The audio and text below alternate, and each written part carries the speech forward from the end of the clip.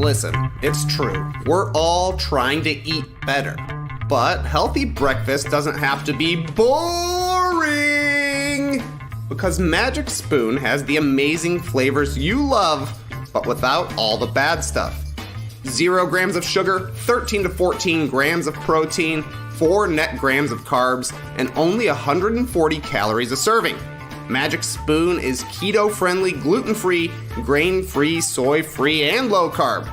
You can build your own box from their 9 available flavors. The hits: cocoa, fruity, frosted, peanut butter, cookies and cream, maple waffle, blueberry muffin, cinnamon roll, and honey nut. That's a given. Even more exciting? Magic Spoon just brought back their cereal bars. They were so popular that they brought them back permanently.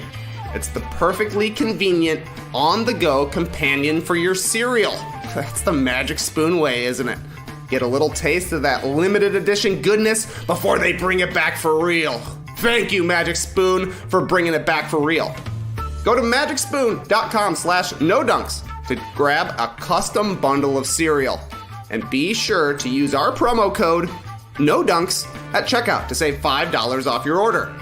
Magic Spoon is so confident in their product, it's backed with a 100% happiness guarantee. So if you don't like it for any reason, Magic Spoon's gonna refund your money, no questions asked. Remember, get your next delicious bowl of guilt-free cereal at magicspoon.com/nodunks. Use the code NODUNKS to save $5 off. Thank you to Magic Spoon for sponsoring this classic episode of No Dunks.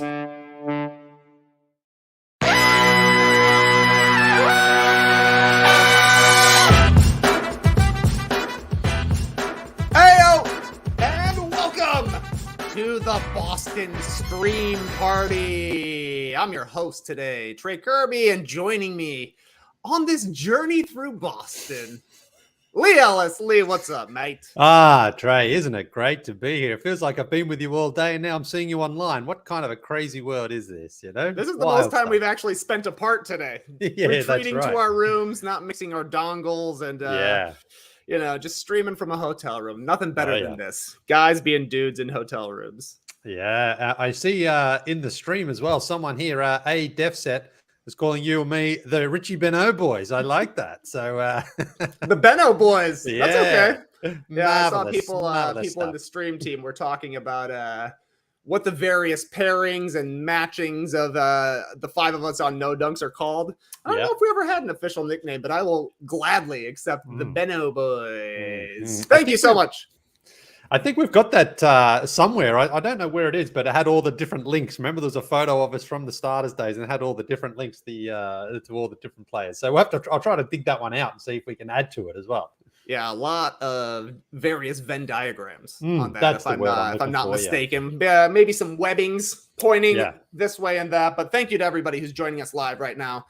In the stream team, maybe for today we're calling it the Bean team, as long as you're talking about Boston. They're still giving it to us, Leigh. People act like they don't call it Beantown around here, but we saw a sign. I mean, like in downtown Boston, we saw a Beantown Boys Bar or something like that. I mean, it's crazy. So it is called the Beantown. I'm going to say that now. And if anyone wants to fight me, I'll say, well, listen, it's on the pubs down in the main street downtown. So, it's not our problem if you don't like it. Yeah, we didn't invent the name. We're just helping people remember the name. Right. And if you put it on a sign, we're definitely going to say it. It makes it official. But some of you joining us here on YouTube, very cool. Some of you listening to the podcast afterwards, also cool. And as we found out from John Schuhmann last night, some people listen to the podcast by playing YouTube hours after it's even gone live. So a multitude of ways, more Venn diagrams than you can imagine. But if you found your way here, thank you very much. If you want to subscribe to The Athletic, do so at theathletic.com/nodunks so we can keep going on awesome trips like this.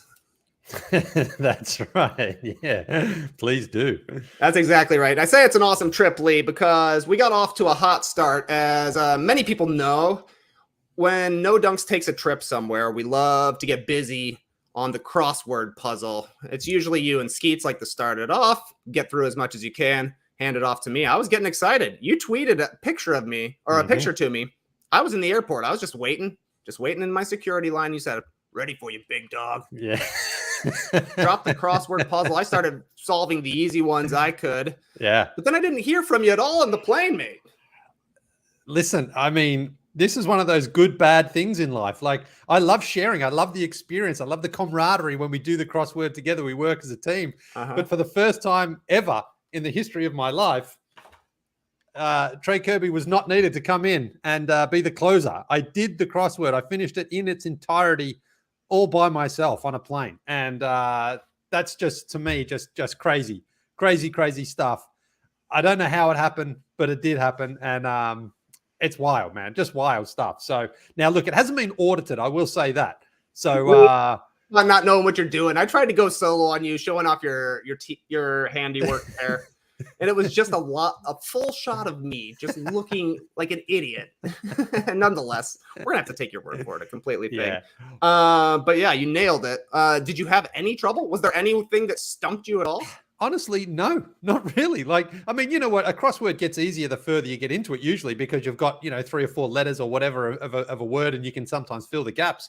And that just kept on happening here. And so I was great. I guess the only one I didn't know was an official word is a part of a fork. I'll see if you can get it. 4 letters, part of a fork, starts with a T. Hey, mate, I tweeted you that one. Oh, did you really? That's a tine, baby. Oh, wow. I didn't see that because you know the rules as well. I can't start the crossword until we're actually airborne. So that's right. That's right. I certainly can't take tips off the internet or anything like that. So that's I right. I didn't actually see that. But so anyway, I got there in the end, but mainly because I got the other ones around it. So I was just filling in the gaps. But anyway, we've got a trip back here on Saturday morning. Yeah, we'll get one on Saturday. I'll try to. I'm sure I'll be back to struggling after 5 or 6 questions anyway again, and you'll be called in to come and close it out as usual. I hope so. I hope to get some letters and some squares. I don't know if they get harder during the week as they do for the New York Times, but if the USA Today is a challenging one on Saturday, we might have an exciting flight because on the way down here, I watched The Lost Leonardo. Pretty cool little documentary, but I was a little shocked, Leigh, when you told me your movie choice. Everybody's expecting you to go with Mrs. Doubtfire if it's available. I don't know if you even checked, but you did go with another older, newer movie. Well, what is old is new again. That's right. I went with Scream. And, look, it's basically exactly what you expect it to be. A few twists and turns, but ultimately basically the same movie that was made in 1996. A couple of your classics come back, of course. Courtney Cox, Nev Campbell, and David Arquette are in it. And then it's just the cast is kind of just I think Cuba Gooding Jr.'s son is in it, actually. I think the third, Cuba the third. Yeah, I believe so, because there was at the end of it, when the credits rolled, it said someone Gooding, and I sort of seem to remember at one point, oh yeah, that may be his son. So yeah, it's crazy though. I mean, most times when a movie comes back, they actually change something about the name. This time they just said, we're just going Scream again. It's basically the same movie. Who cares? So you said they even brought back landlines for this Scream. I mean, again, like the very first scene of the very first movie back in 96, it was like the landline ringing and it rings again and again. It's just like, there's no way the actress, she was a young girl. I don't know her name or how old she was, but I was like, she must be like, what the hell is this? Who uses this? How do you call? What's and then this string all about? Yeah, and like you can't tell who's calling and stuff. It's wild. So, but it was a perfect airplane movie, because like your rules at the airport when it comes to food and stuff, there are no rules when watching anything on a plane. It's like whatever gets you through that journey is perfect. And this one, as we were touching down, was coming to the climax, and I was like, perfect. I'll get off here and I've gotten rid of the flight. It was great. That's a great review. Scream. The new Scream is a perfect airline movie because it's 2 hours. That's all you need to know. And you can tell that that's kind of a qualification because when you're searching through them, they say under 2 hours. So you know which to be looking for. I think that's pretty funny. Good question here from Jovante in the stream team. Did you scream on the plane? No, I mean, because you know what's going to happen. It's kind of gross, to be honest, actually. It definitely needs a parental guidance before you proceed to watch it, because there's some pretty gory close-up stuff, and it's kind of like, I hope people around me, because you can always see if you're sitting behind someone what they're watching on the screen and stuff. So, yeah, it's pretty close up, and, you see a lot of the real slashes, but it's Scream, it's kind of half a comedy, half a thriller, half a, horror movie or whatever. So I've seen. I wonder how many Screams I've seen over the years. I've probably seen at least 2 or 3 of them. It's the same. I'll say you don't really know where Scream ends and Scary Movie, the parody series, starts. Great call. It all just blends in together. But yes, I forgot as well. Skeet Ulrich makes a return in this as well. He's back. Yeah. Skeet's back. Yeah. So that's tough. That's tough for J.E. Skeets. I feel like he's been the reigning Skeet king for quite some time as Ulrich has faded to the background. But if he's back now, I don't know. But it's funny. Jovante mentioned screaming on the plane. I didn't hear anything from Leigh, but as soon as we were getting ready to take off, the woman sitting directly behind me yelled, "Trey!" I stare back at her.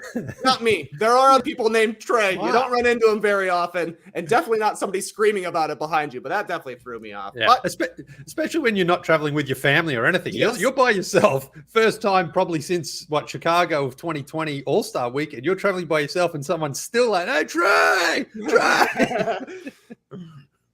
So we made it to Boston. Got together with John Schuhmann last night. Had a little dinner. Had some talks. Some great life chats. You got anything else about Schumann? He gave us the hack of watching/listening to the YouTube video when you're sitting at your desk. Pretty smart. Yeah, look, Schumy's always great to catch up with. He's always got a few stories, a few tales to tell. But it was really just 3 dads sitting around, having some pizza, having a couple of beers, and just shooting the shit. We haven't seen each other for a long time. And it's a great thing about Schum's talking about basketball here for a change. He had no idea which way this series is going. Someone like Schum's, who is so up to speed with everything in the NBA, even he was kind of like, not sure which way this is going to go. So that was great. But it's always good when you see a few people that you haven't seen for a long time and you can just hang out again, because honestly, we just hadn't been able to do that for so long. So Schum's always a good quality catch up. Yeah, great to see you, Schumann, last night. Went out to breakfast this morning, and Leigh, you threw our server for a bit of a loop. You ordered your food. You said, "I want a croissant, I want an oatmeal bowl, and I want an espresso, but I don't want it to the end because it's a small amount." And the server's like, "So you want a shot of espresso?" You're like, "Yes, but at the end." I want my coffee at the end. She's like, "Oh, okay." She nailed it. She 100% nailed it, but it seemed to be a surprising request. Yeah, well, it was a combo. It was the coffee and croissant combo there, but I was like, I don't want my coffee pre-meal. I'm a post-breakfast coffee drinker, and it is an espresso. An espresso is not something it's not like your big Americano coffee where you can sit there and sort of slurp away while you're eating your breakfast. This is like you sip it and you enjoy it. And so I just tried to say to her in a polite way, I said, "Listen, I want my coffee and croissant, but I want the croissant first. And if you can just bring me the coffee, I'll let you know when I'm finished, if you can bring it over." But she nailed it. She was actually great, very friendly. There was no sort of pursing of the lips or anything like that. Like, "Oh, okay, mister, we'll do whatever you want. You fancy Nancy drink here." But yeah, that was great. I mean, because we didn't really have a plan for breakfast this morning. And I was like, I'm not really sure. We didn't sort of go over that. I'll send Trey a message, let him know what I'm doing. We went down there, met up together. And then, again, it's like when we haven't sort of had a traveling trip for a while. So you got to get used to the chemistry again and each other's particularities. And because I was also there, like my meal came and you ordered something that they didn't actually have it. And I was like, and I forgot they said that. I thought you ordered something else. So I'm like, do I wait for Trey here or do I keep going? And then they were taking forever. And I'm like, where's your meal? You said, I didn't really order one. I just had the coffee and that.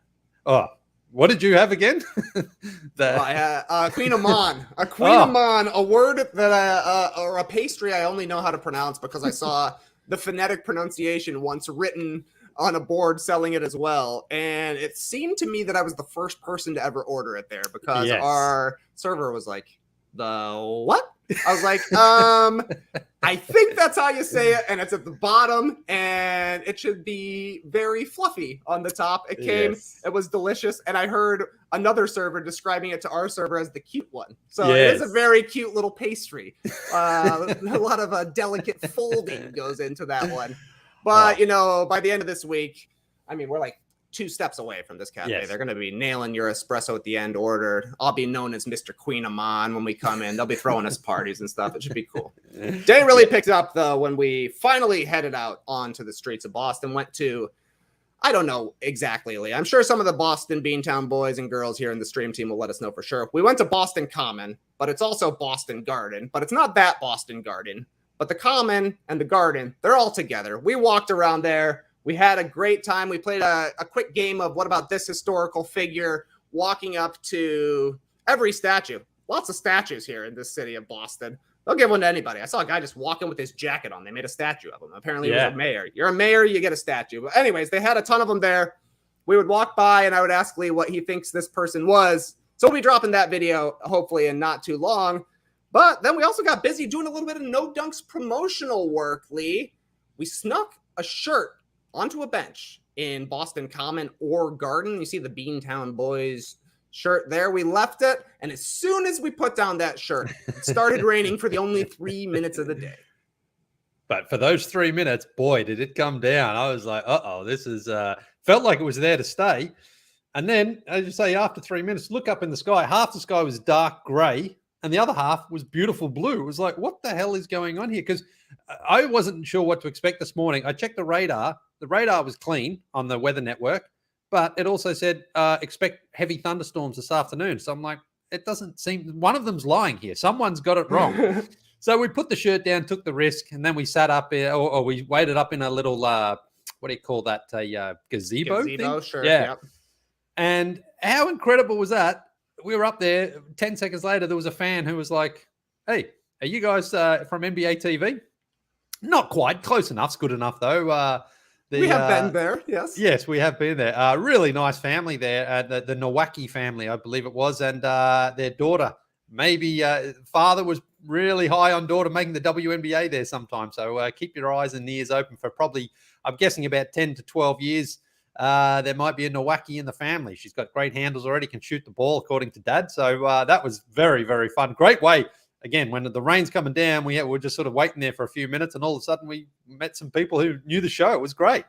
Chatted them up, met the people that knew the show, and got our first pick of the weekend. If I'm not mistaken, Mr. Nowacki thinks that it's Boston tonight, probably taking the win in their first home game here in the finals, but didn't sound too confident that they would win both back here in Beantown, which I think is pretty fair. Nonetheless, we're sitting there waiting in the gazebo. We're like, all right, let's wait around here for a few more minutes. We'll see if anybody comes down and tries to pick up this shirt. Because like you're saying, it didn't rain for very long. It was over pretty quickly. So we were nice and dry in the gazebo. Had a great spot to keep an eye on our shirt.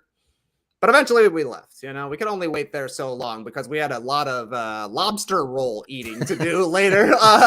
But very luckily for us, the shirt was found by a No Dunks fan by the name of Ziv, who came down, must have been like right after the rain, wearing a No Dunks Warriors sweatshirt, which I think is very funny. Grabbed the Beantown Boys shirt. So mission successful, I thought. Yes. And we tried to track him down. We went back. We thought, let's go and see if he's still there. But unfortunately, we couldn't find Ziv there. But it was great because a couple of people walked past that shirt, and I was like, oh.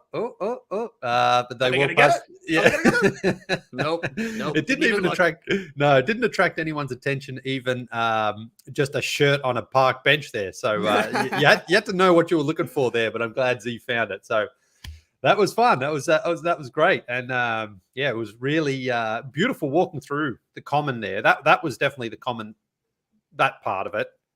Reminded me that part was the common. Yeah, it reminded me of Ally McBeal. Remember that show, Ally McBeal? I think that was set in Boston, wasn't it? Yeah, I imagine. Yes, I think it was. And they probably did have a lot of walking and talking scenes. Very beautiful, cinematic. Yeah. Obviously, the swan boats. Yeah. Floating. Lush, green, beautiful city here. So, beautiful stuff, Boston. Well done. What was your favorite statue you saw? You don't have to have a favorite. You probably don't have a favorite statue, but I know what your favorite part of the day was because it was the next part of the day. We walked to Neptune Oyster Bar for the lobster rolls that we had on the No Season Required tour. What was that? 10 years ago. Literally 10 years ago, 2012. Isn't that right? Or 2011? I think it was 2011, yeah. Yeah, 2011. Yeah. So we went, got a nice seat outside, and as we're waiting in line, up walks yet another No Dunks fan. Shout out to Lucas, a Brazilian who I think he said he was living in Switzerland at the time. Lee went deep into the bag, found the Beantown Boys shirt, hooked him up, and Lucas right away went for the very solid thumb to thumb, dongle to dongle pose, which I thought was great. Incredible stuff that the first two fans we met were knew us from the starters days there, really. I mean, yeah, Lucas was great. And, I said he sort of reminded me a little bit of Roger Federer. He had, a bit of an accent there. He's Brazilian living in Switzerland, had very, very nice hair, Lucas. And, yeah, it was great while we were waiting in line there for Neptune. So that's the thing. If you are listening and you're in Boston, if you see Trey and I out, there's a good chance we're going to have some Beantown shirts on us. So, if you see us, you want one, just scream, yell, act as if it was like what Trey heard on the airplane there yesterday. Just scream out, Trey! I'll look regardless. Yeah, absolutely. And we'll have a shirt, we'll get a photo and have a chat. It's been incredible so far, just meeting a couple of fans. We had a minor fanboy moment as well because, Lee, you spotted over my shoulder. Sean Saranya, you're not going to believe this. He was on the phone. Yes. But he was here in Boston. I think he went to the next door restaurant. Got a different sort of lobster roll, perhaps. But, yeah, it was pretty funny to see Shams working it. I went over. I interrupted him when he was on his call. Just gave him a quick fist pound. Said maybe we'll take a picture later. It never happened. Yeah. But, breaking news. Shams is at the NBA Finals. Yeah, it's funny, actually. I haven't checked his tweets to see if he's tweeted anything since, about an hour and a half ago to see what he was talking about, who he was talking to, what news he had there. So, but yeah, pretty funny to see a Shams out in the wild there. But maybe it was just a radio hit or something like that. Maybe he wasn't actually, But yeah, it was pretty funny to see him just sitting there having some. I guess he had some lobster rolls. We didn't see. He ducked into that other place there and didn't come out. Yeah, I guess we got to wait and see if he puts up a YouTube short trying to figure out how much his lobster rolls cost. We did get lobster rolls. If you listen to the show earlier this week, I think it was earlier this week, Lee was talking about how excited he was to get back and get these lobster rolls a decade later. And Skeets, I think, said, how much do you think they're going to cost? As it turns out, a lobster roll where we went, market price right now, $36 per lobster roll. You think that's a fair price, Lee? $36 per? I mean, it's a bit, it's a little bit steep there, isn't it? I mean, I know lobsters, anytime anything is market price on the menu, I mean, I think you're at the mercy of the anything. Yeah, the restaurant manager might be having a bad day. Like, oh, fuck you guys, you're paying $36 a pop for these today. I'm not going to tell you until you see the menu or until you see the bill. But if you get them on a good day, maybe they're like, yeah, I'll give them to you for $25 a day. But I have to say, look, they were bigger and juicier and lobsterier than I remember them from. They were huge, man. They were massive. Yeah, they were huge to the point where we got a cold and a hot each. We had the cold first, hot second. And I would say probably about halfway through the hot, I was like, yeah, I have to finish this. I have to eat this because I know it's market price. So I'm not just going to leave it sitting there. Yeah, people were hating on me. They're saying, Trey, you watching your carbs? No, I was watching my stomach distension and being able to function for the rest of the day because, whoa, buddy. There was a lot of lobster on those rolls. Yeah. I mean, great. Really, the taste was great. The service was excellent, by the way. Great waitress and two waitresses we had there. They did a fantastic job. But, as parents, we often, we heard this as we were kids, and I'm sure you've said it to your girls. I've said it to my boys. Oh, eyes bigger than your stomach, because when she plunked down the second one. Yes, indeed. When she plunked down the second one, I was like, I did not expect to be this full after the first one. I had the little salad there too. I had to get some greenery into me. I had the salad, then the second lobster came with the fries, and I was like, okay, those fries, fine. I don't really want to eat them anyway. But that lobster, I had to get through it. There's no way I could leave half a lobster on the plate there. So I got through it, but blobster after that, I tell you. Yeah, when you're paying market price, it would be disrespectful to the lobster. Oh, yeah. To leave it sitting exactly. there. Yeah. Maybe this is lobster's NBA. Right. Maybe it's NBA Finals lobster market price as well. That's the finals price. Yeah. I think maybe they were listening to us, just converse at the table. And I said, "What would be a shocking price to you?" Yeah. And if they overheard that, because I think you said I don't know, 39. So we can't go 39. We cannot go 39, 36. Yeah. They might be okay with. Yeah. And we were twice in a lifetime experience, having lobster rolls together. And the guests next to us, the two ladies, one of them pulled out the old camera that had a Film camera. reel, like you reel the film on. It was like, what is that? I tried to get a photo of it, tried to get a sneaky photo of her using that camera and reeling it on, but she put it away after taking a few shots of the outside look there of the Neptunes. But haven't seen one of those cameras out in the wild in a long time, especially for a young person. It's a bit like Scream at the top with the phone. It's like, how would a young person even know how to use a camera like this? You know, where you have to get film and you got to go and get it developed. It's crazy. It's crazy stuff. You got to ask the older generation, mate. What does this do? What does this do? And that's how my kids know how to play a record now. They're like, where do these songs come from? Well, a needle, believe it or not. But from there, we finally made our way to the TD Garden to pick up credentials, see what we're going to be getting into. And what do you know, Lee? As we're going to the Garden to get our credentials, we run into yet another No Dunks fan. Shout out to Mike. I believe he's getting married, and he tracked us down, snapped a quick pic. So shout out to you, Mike. Congratulations on your upcoming nuptials. And likely is saying, if you see us, holler at us. Just yell our names. We'll take a picture. Tons of fun. And we're very excited for tonight to go back to the Garden for Game 3. We haven't really gotten much info here on the ground yet. We got in after practice yesterday. We just picked up our credentials a couple hours ago. Things don't kick off until 7 o'clock-ish tonight with coach interviews and stuff. But what are you feeling for Game 3 tonight, Lee? It's crazy, you know, like it feels like it was about a week ago since we had the last game. And obviously Golden State played really well at home. But I'm expecting the crowd to be pretty loud tonight. And I think I want Boston to win to keep the series, like to prove that game one wasn't a fluke. You know, it wasn't like they just kind of got hot and got lucky. So, you know, and they stole home court advantage. So I want them to sort of keep that advantage over Golden State, certainly before Friday night. Then it's a different story. We can talk about that. But I think Boston probably takes it tonight. I mean, I think, you know, they know that they kind of let go of the rope a little bit there in Game 2.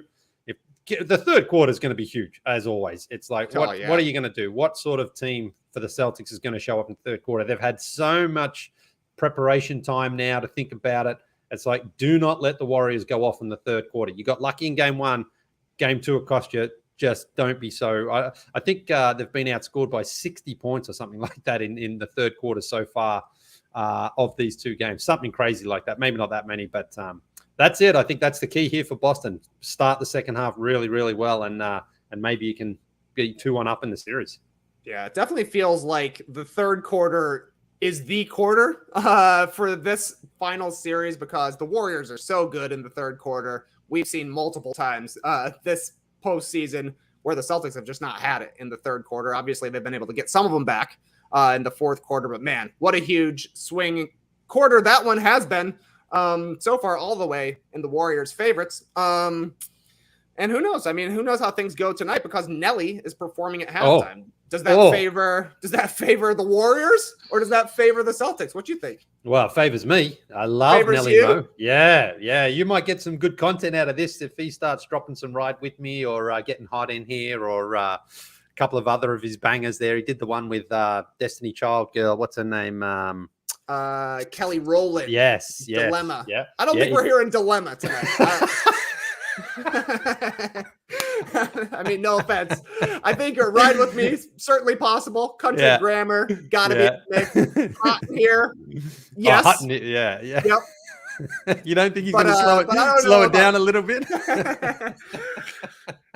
No, I don't think he's going to play that, and I don't think he'll play that song he did with Tim McGraw either. But I'm hoping for all bangers from Nelly. That'll be exciting. Love a good halftime act. I haven't seen yet who's doing the anthem, but I also think it's going to be a big game for Al Horford tonight. Mm-hmm. Had an incredible Game 1, put himself in the Finals MVP mix after having an awesome fourth quarter. Barely got any shots up, though, in Game 2 there. Klay Thompson was guarding Al Horford. We had Draymond on Jaylen Brown. And that's just seemed to kind of take Horford out of the rhythm of the game. Klay doesn't help quite as much to the rim as Draymond would, and probably a little quicker to recover on some of those threes. So it'll be interesting to see how Ime Udoka generates looks for Al Horford, because I think that a huge reason that the Celtics won Game 1 is some incredible performances from the others, as Shaq would call them. 15 threes, right, between Derek White, Horford, and Marcus Smart. They barely scored in Game 2. So we know Brown's going to be solid. We know Tatum's going to be solid. Hopefully they can clean up some of the turnover issues, but they still got to get scoring. Otherwise, besides from their couple of stars, and that was Horford in game 1. When he plays well, the Celtics look unbeatable, and they haven't lost 2 straight games yet in the postseason. Golden State hasn't lost 2 straight games yet in the postseason. For whatever reason, Boston has been better on the road than they have been at home. But I'm with you. I do think that this game favors the Celtics tonight, their first finals game in a decade, 12 years, I think we were saying. So it should be rocking. We saw our media seats today, Lee, and they are way up there. We were looking eye to eye with the Boston Bruins retired numbers. I like the classy touch. They use full names on those. Robert Orr, Philip Esposito. Wow, I've never heard of him known as Rob. Oh, hang on, I'm thinking of Bob Orr. Yeah, that's right. Yeah, Bobby, yeah. Wow. Yeah, Gordon Howe, I suppose, is what they would do if he were a Bruin, but he's not. Nonetheless, we're way up there. The arena looks cool, looked very green. It sounds incredibly loud on the television. Neither of us have seen a game at the Garden here, so I'm pretty pumped. Going to be really fun. I don't know. Would you go so far? Well, would you go so far as to say this is a must-win for the Celtics? I mean, do you think it has that much weight tonight? Because they lost the last 2 game 3s in the last 2 series, but of course went on to win those series. But they have trailed in series and they've come back. But this is also the Warriors, and the Warriors might have got their stinker out of the way there in game 1.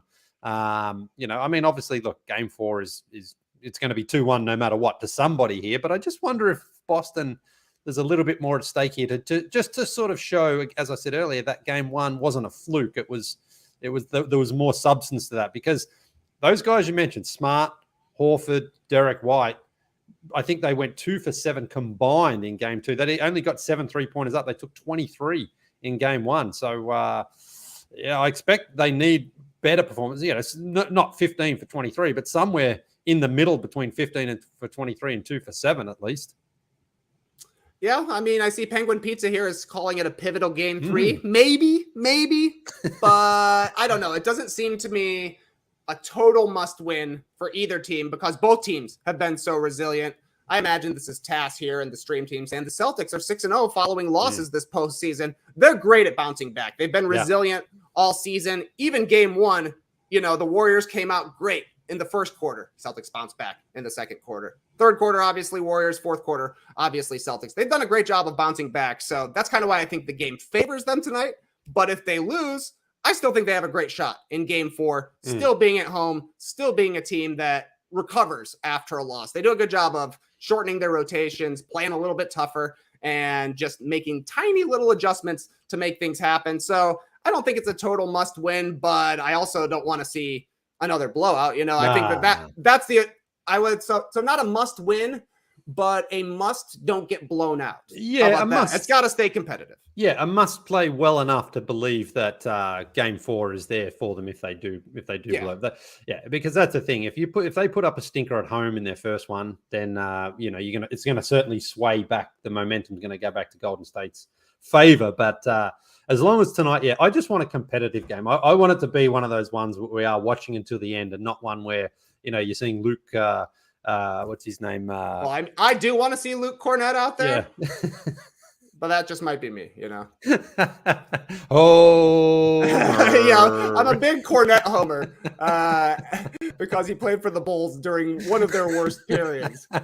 Total homer thing to say. I'm tap dancing a little here, Lee. Yeah, well, listen. I've just seen in the stream team here, we've got a couple of fans, Dobromir Gospodinov and Sean GMC. They've contributed $4 to our Lobster fund here. So listen, we might have to go back and have more lobster rolls here. We'll take 1/9 of a lobster roll, please. That's all I can handle right now.